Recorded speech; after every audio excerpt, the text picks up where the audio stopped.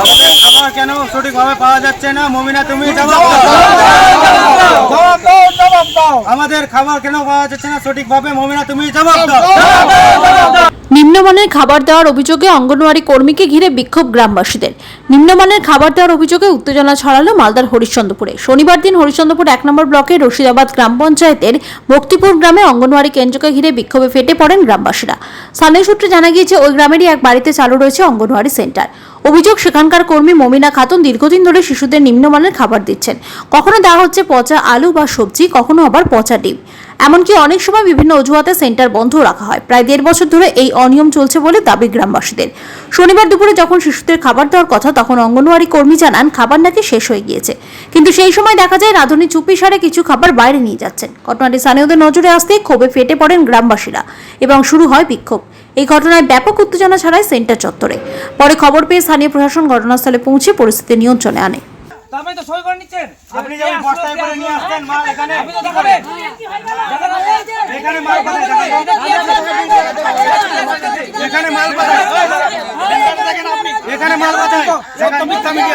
কারণ আমরা অনেকদিন ধরে ওই আশা কর্মীকে বলছি যে মাল ভালো দাও, দিচ্ছে না।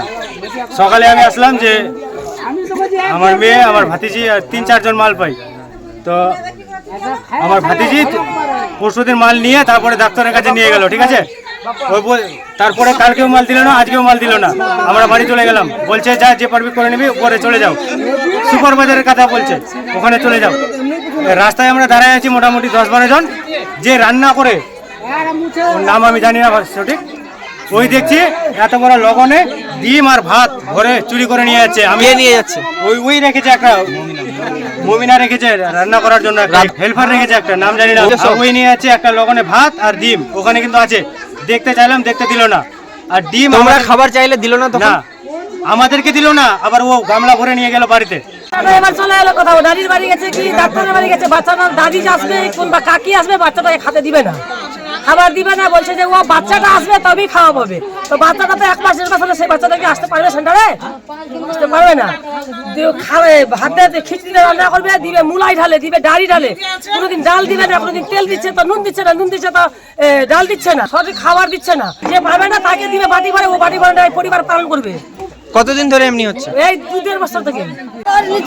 ভালো মন্দ খেলা আছে, আর 2 দিন খেলা আছে। তো 6 টাকা নিজে ভাত পান, আর 6 মাস এখন ডাব্বু দিচ্ছে, ডাব্বুটা ভরে ভাত দিচ্ছে।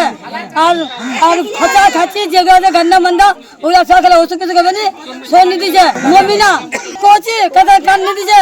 কি বলছে? খাবো তা খা, না খা।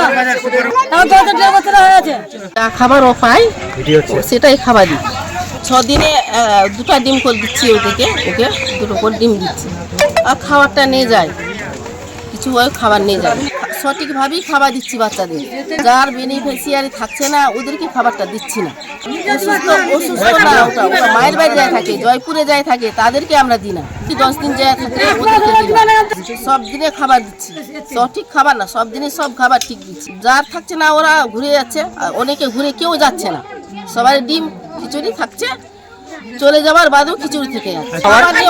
খিচুড়ি আছে, ডিম ভাত, ডিম ভোলা, ডিম পেটি আছে, ডেলি পেটি আছে।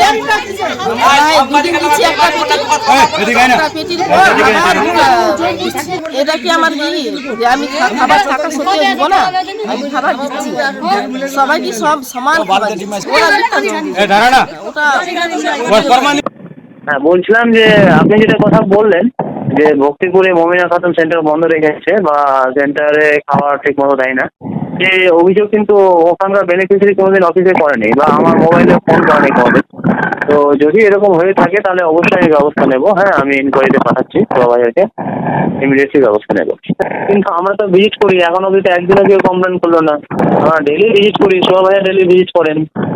সুতরাং ঠিক আছে, যা যদি কোনো কমপ্লেন থাকে তাহলে আমরা ইমিডিয়েটলি একটা ইনকোয়ারি করছি, ইনকোয়ারি করে দেখছি, ব্যবস্থা নেবো। যদি সত্যি এরকম থাকে তাহলে ব্যবস্থা।